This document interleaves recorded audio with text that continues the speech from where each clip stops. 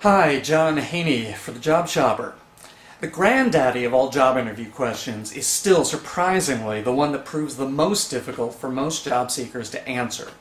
That question? Tell me about yourself.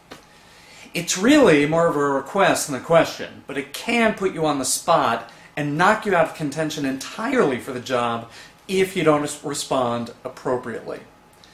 The most important thing to recognize is what the interviewer wants to hear. They don't want to hear about your childhood, your college years, your hobbies, your interests. They want to get a feel for your skills, your experience, your talents, and your accomplishments. So, don't ask the interviewer for clarification on the question or whether they're interested in you personally or professionally. You're not responding to Match.com. You're in a job interview. You ought to know what they're interested in, and you can be pretty sure they want to hear about your technical writing skills and not your tennis. You should be walking into every interview ready with a 90-second to 2-minute response that contains the key elements that the interviewer wants to hear. Start out with a brief introduction and then segue into your key accomplishments, your primary strengths that are demonstrated by those accomplishments, the importance of these strengths to the employer and how they fit in what the employer wants to do, and finally how you see yourself developing these talents further for the employer. Now I'll assume you've already done the groundwork and have taken a complete inventory of your personal strengths and professional accomplishments, and you've determined which ones of these are most important to the employer. So let's assume you're interviewing for a position as a project manager for a software development company.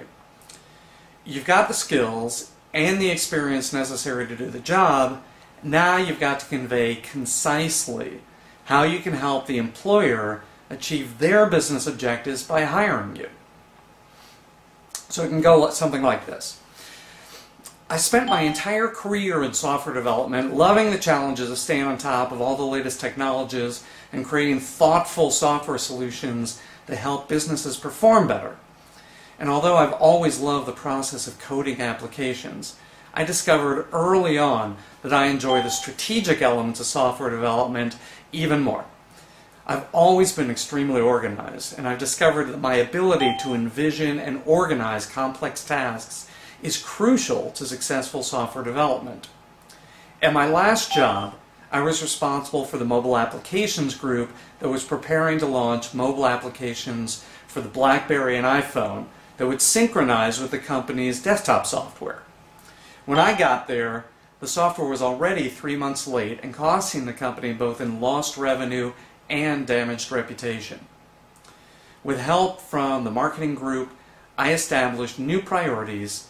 I set benchmarks for our developers on both platforms, created a reporting system that let everyone see daily progress, and we finally delivered the new mobile apps in 45 days. These mobile apps have now been adopted by over 60% of the company's clients and generated over $150,000 in revenue.